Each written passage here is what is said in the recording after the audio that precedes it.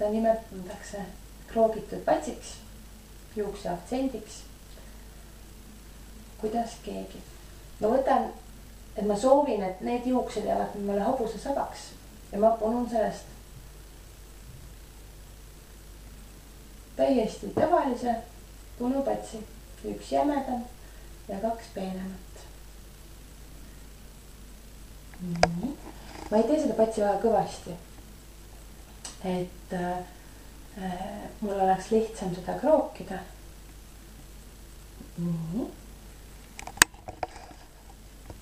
Et iseenesest on ta praegu juba teistmoodi kui tavaline pats, kuid mina tahan teda kroogitud patsina. Siis ma võtan, hoian jämedamast salgust kinni, kroogin nendest peenikestest salkudest ülesse selle. Nii. Ja siis tõmban teda endale sobivale kaugusele.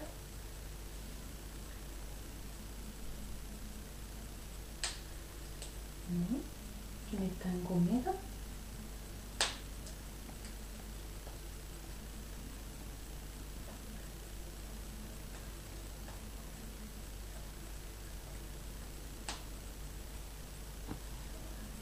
Ja selline see pats siis jääb.